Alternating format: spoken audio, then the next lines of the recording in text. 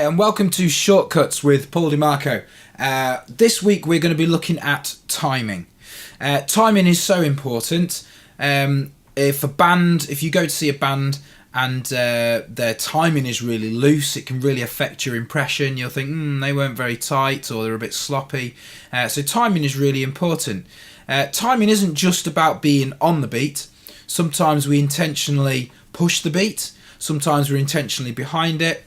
And there are lots of ways of playing with the timing, but it all starts with being able to play on time and getting your centre right. So we're going to look at that today, and we've also got some guest information too. We've got a guest lesson with Myke Gray, the guitar player, who I first saw in the band Jagged Edge. Currently he's playing with his solo band, the Myke Gray band, and he's brilliant, awesome guitarist. And a brilliant guy as well.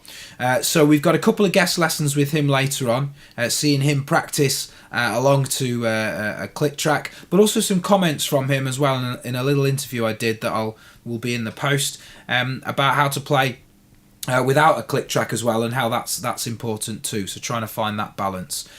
So make sure you check out Myke Gray and his music, and watch the lessons where the link will be in the comments at the bottom. So let's get started and talk about timing.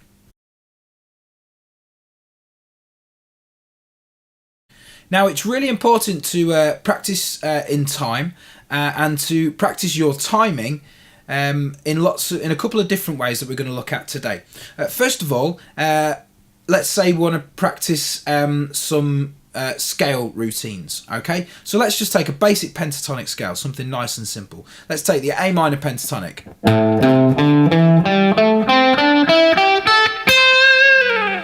Now we're just going to travel from the low string to the top E, the high E.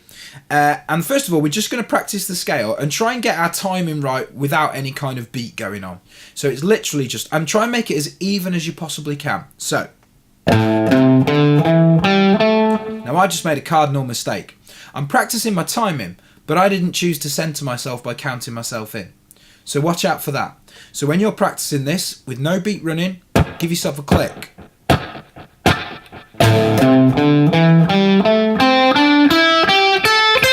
Now I might want to speed that up a bit so I can use some alternate picking.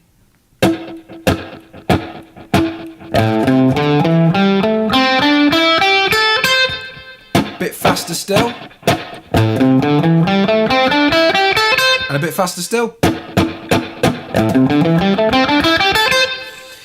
Now, speed isn't everything, and actually you'll find the faster you play, the more mistakes are hidden. So it's really important that you try and get it even and accurate at a slow speed. And then gradually speed it up in order to do that. So you've practiced that without a beat, and then we're going to try and put a beat on. So let's try something at... let's go for 80 BPM first of all. Now I've opted for a beat rather than a click because I just find it feels a little bit more natural. But do whatever's right for you. Okay, so that's 80 BPM. So let's practice that scale at 80 BPM. Here we go. 1, 2, 3, 4.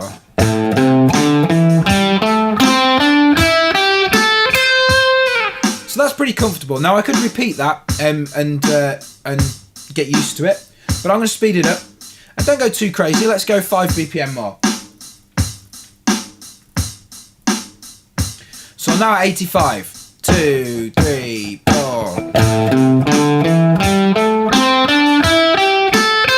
Now what you're aiming at here is you're aiming to get each picked note on a beat.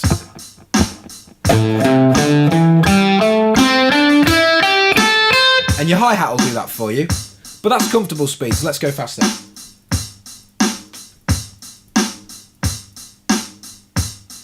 Another 5 BPM to 90. Here we go. 2, 3, 4. Now ordinarily you would just gradually speed this up, but I'm going to speed it up a little bit more and jump a bit of a time. So let's say we've gone up 5 BPM at a time, just gradually warming up, and let's jump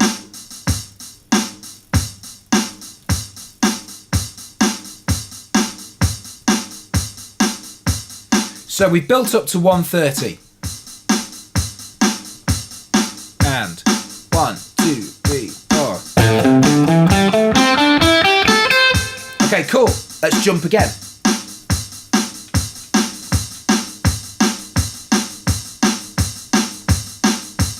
Okay, now we're 170. Here we go. 1, 2, 3, 4. Let's jump again.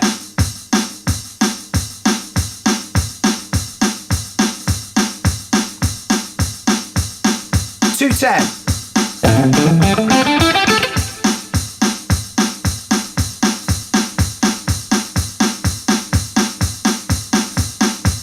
$250. 2, 3, 4. Now, I'm pushing it there. So if you find you get to the point where you're going and it starts to get sloppy, roll it back 10, 15 BPM, get used to that speed so you're comfortable. Then go 5 again and 5 again until it falls apart. Roll it back 5 or 10, get comfortable, push it up, get sloppy, roll it back. So if you keep doing that, you will gradually push your speed threshold, and you will gradually improve that threshold and get better doing that. So that's a basic way of developing that. Now, you can do that on scales. You can also do it on patterns. So I may take a group of that scale and go...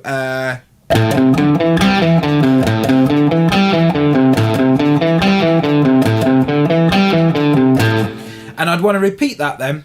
And repeat all the things that we did. Practice it on its own. 2, 3, 4. But then I want to add the beat on and do it in time to the beat, and then gradually speed it up so that I can play. And then play it through the scale. So I might go.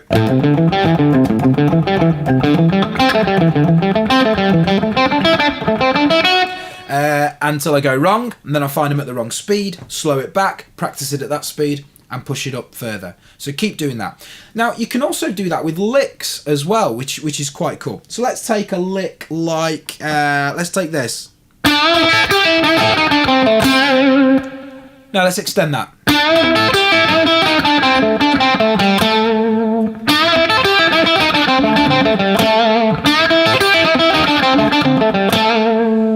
Okay, now, I want to try that to a beat, so let's roll it back down again. 250 is a little bit crazy. Let's start at 120, see what that does for us. No, let's go slower.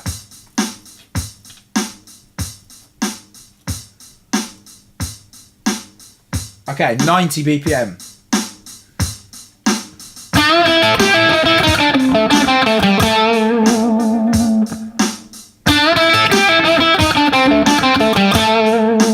Now for practice sakes, I'm going to go even slower.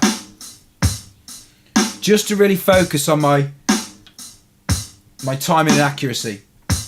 Down to 60. 3, 4.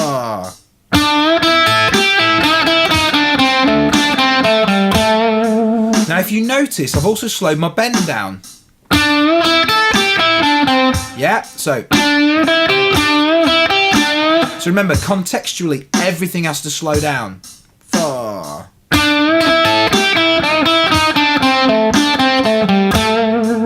And then I can gradually speed it up until I find the point where it's crazy.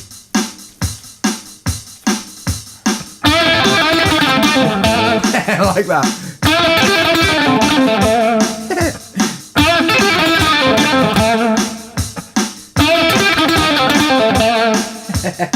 Now I could play that much better if I did what I said at the beginning, slowed it down, gradually got faster, 5 BPM, 5 BPM, 5 BPM, to the breaking point, pull it back, push it back up again.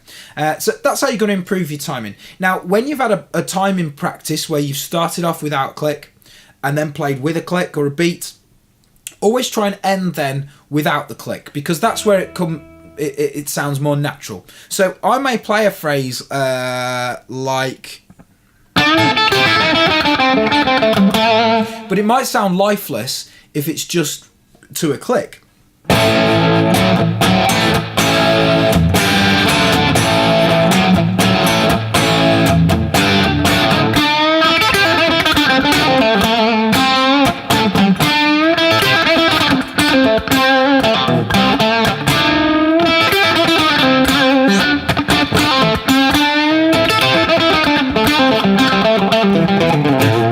So you play around with the timing and push it and pull it like that. Anyway, that's how you want to focus on your timing. You can do this with your chords as well. Exactly the same thing. You got a chord routine you're struggling with. Practice it in time on your own first of all, then in time. But try and remember to always count yourself in. It'll just centre you, and you'll be able to focus your timing where it is. And it's all about developing, because at some point you're either going to be playing without a beat going on, or you're going to be playing to a drummer who may drift slightly, not because they're a bad drummer, but because they decide to push or pull the tempo of the song. So you need to get used to things like that. So remember, practice slowly, build up gradually, and you'll progress much faster. So big thank you to Myke Gray for his contribution to this week's episode. Please click the links in the bottom. In the comments you'll see a link to one of his songs, Maverick, brilliant song from his solo instrumental album, although there is a vocal track on that album as well. And then there'll be 2 links to 2 of his practice session videos, which you can enjoy and develop from watching. Until next time, keep practicing and keep enjoying. That's the most important thing. So I'll see you next time on Shortcuts. Thanks very much.